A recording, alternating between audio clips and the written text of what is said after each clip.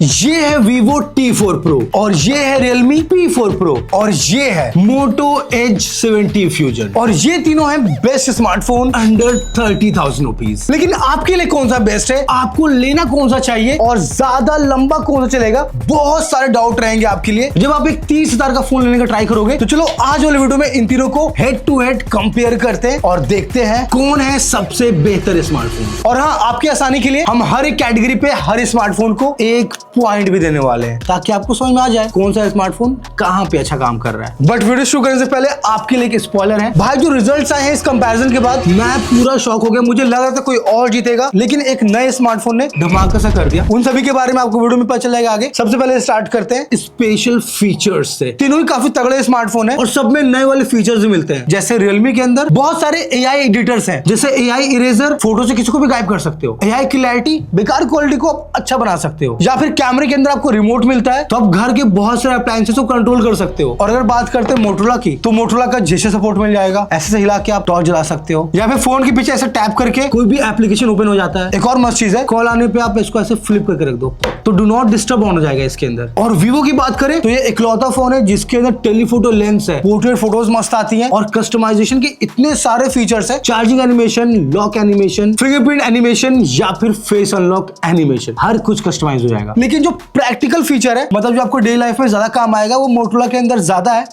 Jail तो मेरा favourite है भाई, और ऐसे फीचर्स इसके अंदर और भी बहुत सारे हैं, इसीलिए स्पेशल फीचर्स का नंबर तो इशू को देना चाहूंगा मैं। अब बात करते हैं अनबॉक्सिंग के बारे में। देखो, मोटोरोला को अनबॉक्स करोगे आप, यहाँ पे मिलेगा स्मार्टफोन, 68 वॉट का फास्ट चार्जर और Type-C to Type-C cable. Vivo को अनबॉक्स करोगे, यहाँ पे स्मार्टफोन, 90 वॉट का फास्ट चार्जर और Type-C केबल एंड यहाँ पे एक ट्रांसपेरेंट कवर भी है। और सेम रियलमी में मिलेगा आपको स्मार्टफोन, 80 वॉट का super book charger, Type-C cable and TPU case cover. Simply Motorola के अंदर आपको कोई केस वेस नहीं मिलने वाला है। ये चाहते हैं कि आप इनका फोन ऐसे यूज करो क्योंकि इन्होंने थोड़ा सा नया वाला फैब्रिक डिजाइन लाया है। बाकी फोन्स के अंदर पॉलीकार्बोनेट है। इन दोनों के बीच में ड्रॉ कहलाएगा मैच, तो इन दोनों को एक एक पॉइंट दे देते हैं। नेक्स्ट बात करते हैं कैमरा के बारे में। लेकिन तीनों ही फोन के कैमरा की कहानी बहुत अलग है क्योंकि यहाँ पे सारे फोन्स के अंदर डुअल कैमरा है और इनका प्राइमरी कैमरा 50 मेगापिक्सल का है, मतलब सेम। लेकिन तीनों ही फोन का जो सेकेंडरी सेंसर है वो डिफरेंट है। जैसे वीवो के अंदर है 50 मेगापिक्सल का टेलीफोटो लेंस, लेकिन मोटो और रियलमी के अंदर आपको अल्ट्रा वाइड लेंस मिलेगा। मोटो में 13 मेगापिक्सल का और रियलमी में है 8 मेगापिक्सल का। इसीलिए मैंने तीनों ही फोन से सेम कंडीशन पे डिफरेंट फोटोज कैप्चर की। और स्टार्ट करते हैं अल्ट्रा वाइड लेंस से, जिसके लिए मुझे वीवो को साइड में करना पड़ेगा क्योंकि इसमें अल्ट्रा वाइड लेंस नहीं है। लेकिन अगर आप रियलमी और मोटोरोला का यहाँ पे कैमरा सैंपल देखोगे साइड बाय साइड, तो यहाँ पे मोटोरोला फील्ड ऑफ व्यू ज्यादा कैप्चर करता है क्योंकि इसके अंदर बड़ा सेंसर है, तो यहाँ पे क्वालिटी भी अच्छी मैनेज हो रही है। अगर आप फोटोज में जूम करोगे, डिटेल्स मोटोरोला के फोटोज में ज्यादा है। इवन लाइट बैलेंस और कलर्स भी ज्यादा बेटर मोटोरोला के फोटोज के अंदर आ रहे हैं। जैसे ये वाले फोटो में आप देख सकते हो, लाइट बैलेंस मोटोरोला में बहुत अच्छा किया हुआ है, रियलमी में पूरा ब्लैक हो रखा है। और रियलमी के अल्ट्रा वाइड फोटोज में मुझे थोड़ा सा अनकंसिस्टेंट परफॉर्मेंस मिला, मतलब कभी लाइट अच्छी बैलेंस हो जा रही है, कभी कलर्स अच्छा बैलेंस नहीं हो रहा है, लेकिन मोटोरोला थोड़ा ज्यादा कंसिस्टेंट है। और दूसरी बात करते हैं प्राइमरी कैमरा के बारे में, जहां पे आपको सेम 50 मेगापिक्सल तीनों ही फोन में मिल रहा है। रियलमी की फोटो से स्टार्ट करें तो यहाँ पे लाइट बैलेंस का इशू है, दोबारा ऐसी फोटो कैप्चर कर रहा है ना कि आपको लग रहा है कि शाम की फोटो है। लेकिन अगर आप यही सेम फोटो वीवो एंड मोटो में देखोगे तो यहाँ पे लाइट अच्छी बैलेंस की हुई है। तो सिंपली मैं अगर मोटोरोला और वीवो की फोटोज को साइड बाय साइड कंपेयर करता हूँ, ये जो पिंक वाला फ्लावर आप देख रहे हो, इसके अंदर डिटेल्स ज्यादा अच्छा वीवो ने मेंटेन किया, और जब हमने ये येलो वाले फ्लावर की फोटो ली तो इसके अंदर डिटेल ज्यादा अच्छा मोटोरोला मैनेज कर रहा है। तो सिंपल मतलब प्राइमरी कैमरा मोटोरोला और वीवो का बहुत सिमिलर है, रियलमी थोड़ा एवरेज है। बट पोर्ट्रेट के अंदर गेम बहुत चेंज हो जाता है। सबसे पहले रियलमी का फोटो यहाँ पर भी बहुत बेकार आ रहा है, सिंपल अनकंसिस्टेंट फोटो है। यहाँ पे एज डिटेक्शन अच्छे से नहीं हो पा रहा है और जो फोटोज के अंदर जो ब्लर है वो बहुत ही आर्टिफिशियल सा आ रहा है। वैसे ये आर्टिफिशियल ब्लर मोटोरोला के अंदर भी है क्योंकि मोटोरोला और रियलमी के अंदर टेलीफोटो लेंस नहीं है, तो इनका पोर्ट्रेट बहुत कमाल का नहीं आ रहा है। वीवो T4 Pro से जो हमने पोर्ट्रेट फोटोज ली, ये बहुत ही प्रोफेशनल दिख रही है और इसके अंदर जो टेलीफोटो लेंस है वो क्वालिटी और कलर्स अच्छे मैनेज कर रहा है और जो बैकग्राउंड ब्लर है वो बहुत प्रोफेशनल लग रहा है। और सेल्फी कैमरे के परफॉर्मेंस की बात करें, यहाँ पे कहानी कुछ ज्यादा ही अलग है। सबसे पहले मैं बोलूंगा वीवो के परफॉर्मेंस ने मुझको बहुत ज्यादा इंप्रेस नहीं किया है। अगर आप यहाँ पे तीनों ही फोन से ली हुई सेल्फीज देखोगे, वीवो के अंदर कलर मैनेजमेंट बिल्कुल भी अच्छा नहीं है। यहाँ पे लाइट भी अच्छा मैनेज नहीं हो रहा है, ना ही फेस टोन उतना अच्छा मैनेज हो रहा है in comparison to Motorola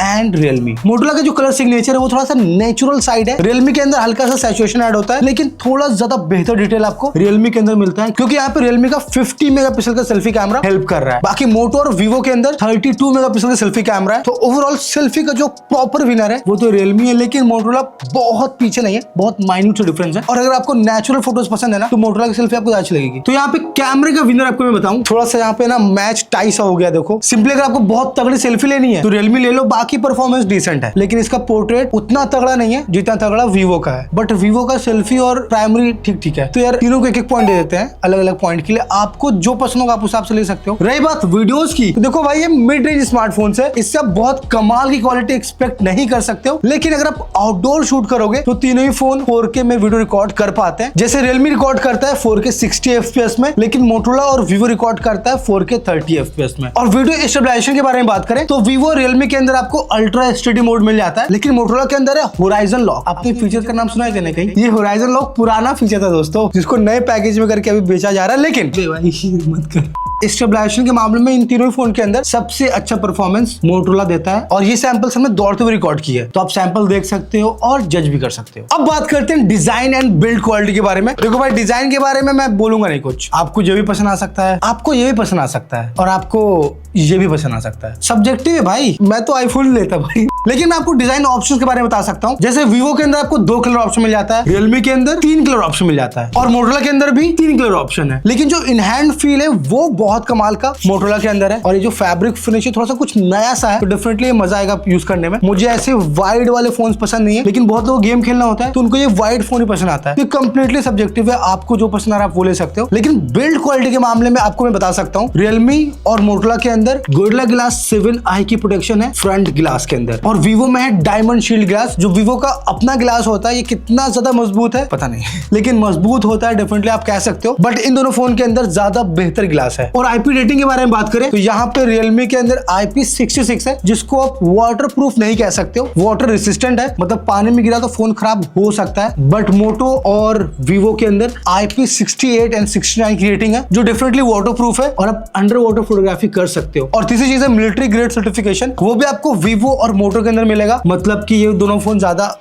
durable है। तो सिंपली पॉइंट किसको जाएगा? मैं सिंपली कहूंगा मोटो के पास थोड़ा ज्यादा एज है, क्योंकि इसका ग्लास ज्यादा बेहतर है, बाकी Vivo भी कम नहीं है। लेकिन मैं बिल्ड एंड डिजाइन का पॉइंट मोटो H70 फ्यूजन को दूंगा। लेकिन डिस्प्ले के मामले में तीनों ही फोन बहुत ज्यादा क्लोज है। सबसे पहले डिस्प्ले साइज ऑलमोस्ट सेम मिलेगा आपको। जैसे मोटो के अंदर 6.78 इंच की डिस्प्ले है, Realme में 6.8 की है, और Vivo के अंदर 6.77 इंच की, और तीनों ही फोन कर्व डिस्प्ले के साथ आते हैं, मतलब सेम डिस्प्ले आप इसको कह सकते हो। लेकिन Vivo T4 Pro quad curve के साथ आता है, और इसमें आपको हल्का सा ज्यादा बेजल मिलेगा अगर आप कंपेयर करो मोटोरोला या फिर Realme। और हाँ, मोटोरोला और Realme की डिस्प्ले 1.5 के रेजोल्यूशन के साथ आती है, लेकिन Vivo के अंदर है फुल HD प्लस रेजोल्यूशन, तो यहाँ पे Vivo थोड़ा सा कम क्लियरिटी के साथ आएगा। इवन अगर आप आउटडोर में ब्राइटनेस एंड रिफ्लेक्शन के बारे में बात करो तो तीनों ही फोन सिमिलर परफॉर्मेंस देते हैं, लेकिन ओवरऑल ब्राइटनेस आपको यहाँ पे Realme में ज्यादा मिलेगी, क्योंकि ऑन पेपर और रियल लाइफ एक्सपीरियंस में हल्का सा ज्यादा ब्राइट है Realme। बट तीनों ही फोन आप आउटडोर इंडोर आराम से यूज कर सकते हो, इतना बड़ा डिफरेंस नहीं है। और आजकल लोग स्क्रोलिंग बहुत करते हैं तो काफी स्मूथ डिस्प्ले है, लेकिन Realme एंड Motorola के अंदर 144 हर्ट्ज रिफ्रेश रेट का भी सपोर्ट है जब आप गेम खेलोगे। और अगर डिस्प्ले कलर्स और वॉचिंग एक्सपीरियंस के बारे में बात करूं तो यहाँ पे तीनों ही फोन काफी अच्छा परफॉर्मेंस देते हैं, लेकिन Realme एंड Motorola मुझे थोड़ा ज्यादा बेहतर लग रहा है, क्योंकि यहाँ पे वीडियो की क्लियरिटी ज्यादा बेहतर दिख रही है, और साथ में दोनों के अंदर P3 कलर गैमेट का भी सपोर्ट है, तो कलर एक्यूरेसी भी अच्छी मिल रही है। तो ओवरऑल डिस्प्ले के अंदर Motorola और Realme का जो मैच है वो ड्रॉ होता है, तो इनको एक एक पॉइंट मिलेगा। अब बात करते हैं परफॉर्मेंस के बारे में, और तीनों ही फोन की परफॉर्मेंस को जज करने के लिए हमने इसके ऊपर डिफरेंट टेस्ट रन किया। जैसे सबसे पहले बूट टेस्ट, तीनों ही फोन अभी ऑफ है, हमने सबका ही पावर बटन दबा के ऑन किया, और यहाँ पे सबसे पहले Motorola का फोन ऑन हुआ, उसके बाद Vivo and then Realme on हुआ, और पावर ऑन होने के बाद हमने तीनों फोन के ऊपर स्पीड टेस्ट रन किया। स्पीड टेस्ट में हम तीनों फोन के ऊपर सेम एप्लीकेशन सेम टाइम पे ओपन करेंगे। अब यहाँ पे कुछ एप्लीकेशन के अंदर बड़ा डिफरेंस आ रहा था, लेकिन मोस्टली तीनों ही फोन सेम टाइम पे ओपन कर ही दे रहे थे एप्लीकेशन। तो सिंपल आप कह सकते हो कि हल्का फुल्का डिफरेंस है परफॉर्मेंस वाइज। लेकिन जब हमने यहाँ पे 4K वीडियो एक्सपोर्ट किया तीनों फोन के ऊपर, तो सबसे ज्यादा तेज निकला Vivo इस बार, एंड देन Realme, और Motorola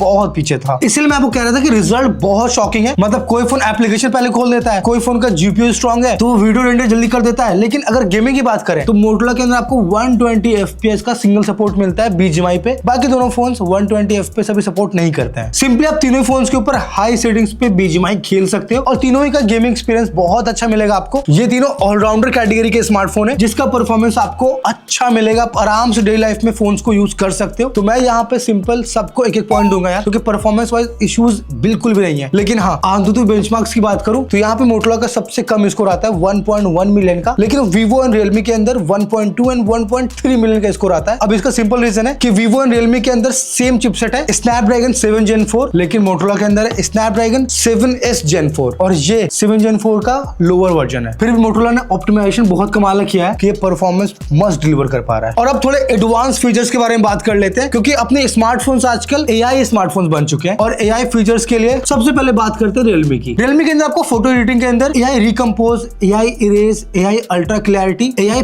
परफेक्ट शॉट, ये सारे फीचर्स मिल जाते हैं जिसको आप यूज कर सकते हो फोटो क्लिक करने के बाद। और अगर मोटोरोला की बात करें तो ये यूज करता है गूगल के AI फीचर्स अपने फोटो एडिटिंग के लिए। और इसके अंदर आपको मिलेगा मैजिक इरेज, अनब्लर और एक नया AI फीचर आया है हेल्प मी एडिट, जिसमें आप लिटरली प्रॉम्प्ट देके अपने फोटो को एडिट करवा सकते हो। जैसे मैंने प्रॉम्प्ट दिया इस वाले आदमी को एक ब्लैक कोट पहना दो, पहना दिया भाई, लेकिन ज्यादा सरप्राइज होने की जरूरत नहीं है। इन दोनों फोन्स के अंदर भी आपको सेम गूगल के AI फीचर्स मिल जाएंगे अगर आप गूगल का फोटोज एप्लीकेशन यूज करोगे। जैसे मेरा फेवरेट है AI एक्सटेंडर, भाई आप इमेज को एक्सटेंड कर सकते हो, या फिर AI इरेजर भी है जो सबसे तगड़ा काम करता है Vivo का। तो सिंपल मतलब आपको तीनों फोन के अंदर AI के फीचर्स भर भर के मिलेंगे, जो आपको यूज करना है तब करो, और ये सारे प्रैक्टिकल फीचर्स हैं। अब नेक्स्ट बात करते हैं बैटरी के बारे में। तीनों ही फोन के अंदर बहुत बड़ी बड़ी बैटरी मिलती है। जैसे मोटोरोला और Realme के अंदर है 7000 mAh की बैटरी, और भाई इतने पतले स्मार्टफोन से ये दोनों बहुत कमाल काम किया इन्होंने। और Vivo के अंदर है 6500 mAh की बैटरी, ये भी कम नहीं है भाई। और तीनों के बॉक्स में आपको फास्ट चार्जर मिल जाएंगे। तो हमने यहाँ पे चार्जिंग टेस्ट किया फास्ट चार्जिंग को ऑफ करके, और हम यहाँ पे सेम एक्सटेंशन बोर्ड यूज कर रहे हैं तीनों फोन को चार्ज करने के लिए। तो जनरली यहाँ पे चार्जिंग स्लो होती है, और हुई भी 2 घंटा लगा 0 to 100% चार्ज होने में मोटोरोला को, लेकिन इतने देर में Realme 75% और Vivo 57% चार्ज हुआ। लेकिन एक फनी बात है कि सबसे ज्यादा कम वॉट का चार्जर मोटोरोला का ही था। तो आप समझ सकते हो भाई कि नंबर नहीं, ऑप्टिमाइजेशन मैटर करता है। बट आप रियल लाइफ में तीनों फोन तो चार्ज करोगे नहीं एक साथ, सिंगल चार्ज करोगे, फास्ट होगा और 30 मिनट में अराउंड 50% चार्ज हो जाएगा ये तीनों ही फोन। तो तगड़ी चार्जिंग है। और तीनों फोन की जो बैटरी है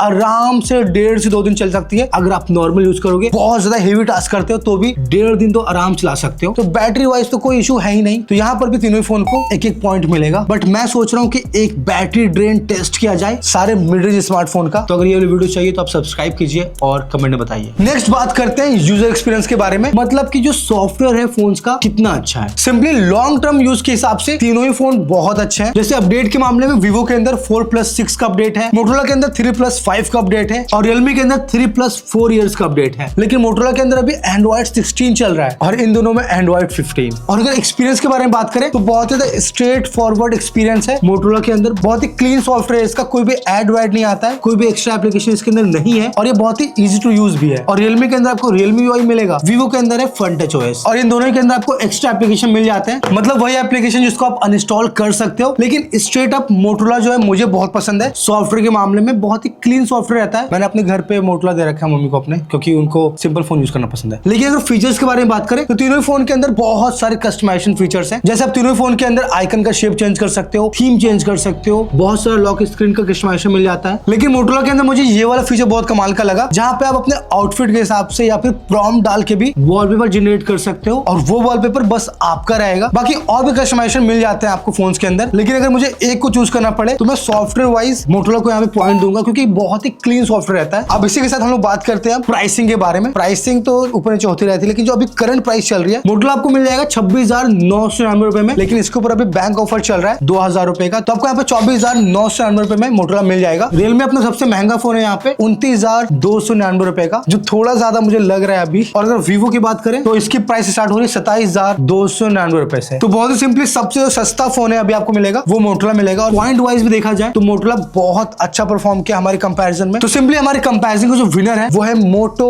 Edge 70 Fusion। सेकंड नंबर पे आता है Vivo T4 Pro and third है अपना Realme। मैं सिंपली बोलूंगा दोस्तों आपको Realme आप स्किप कर सकते हो, Vivo आप कैमरे के ले सकते हो, और मोटोरोला ओवरऑल हर चीज के लिए, जैसे कि बैटरी, डिजाइन, डिस्प्ले और सॉफ्टवेयर। इसी नोट के साथ दोस्तों बहुत ही क्लियर आंसर दिया मैंने आपको। आपको वीडियो कैसी लगी आप कमेंट में बताइए। मिलते हैं नेक्स्ट वीडियो में, सब्सक्राइब कीजिए, बाय।